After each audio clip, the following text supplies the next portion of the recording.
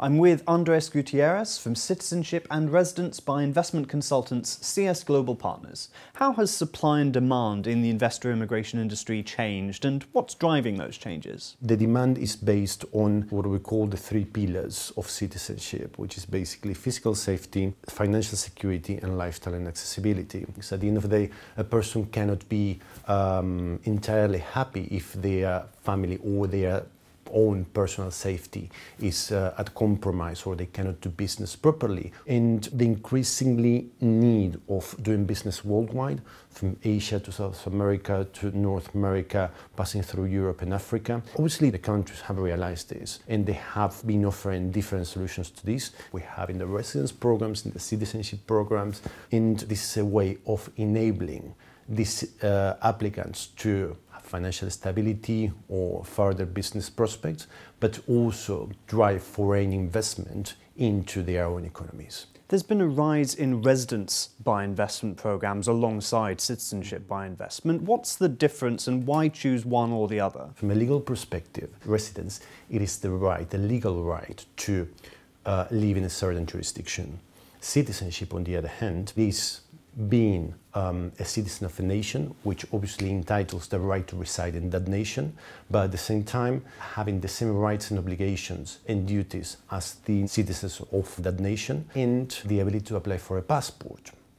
And this ability to apply for a passport, it translates into the ability of further traveling and doing business globally. Why to choose one or the other? Again, we go back to the client's need. If the client wants to live in Spain, for example, a Caribbean passport won't be the solution. What is the profile of a typical citizenship program investor? Basically, the profile is, as we have discussed before, it is a person that is looking for the three pillars of citizenship: physical security, financial safety, and accessibility and lifestyle. And at the same time, access at the market, which is something that with these citizenships can be achieved. As an example of this, we have an applicant doing normally business, with Europe and with many other countries.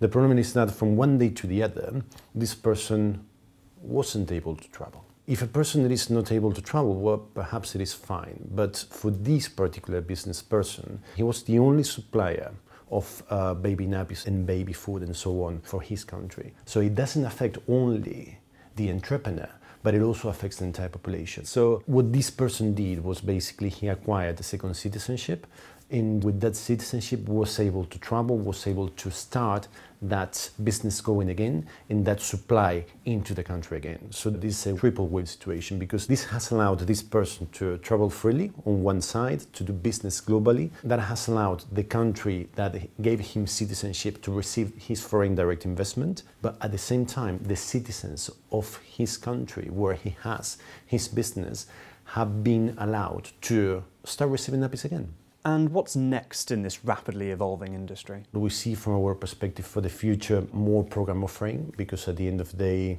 it is the driver of foreign investment, together with the rise on advisors like CS Global Partners, the need of having legal advice that basically understand not only the needs of the client, but also understand the different options in the market and can advise properly so the clients can make an informed decision. This will lead at the same time to more regulation, more transparency, and to a final thing, which is nowadays we're opting at one citizenship, two citizenships, but in 5 or 10 years it is not going to be about which citizenship do we hold, but how many citizenship do you think you would need in the next 10 years? Andres, thank you very much. My pleasure, thank you.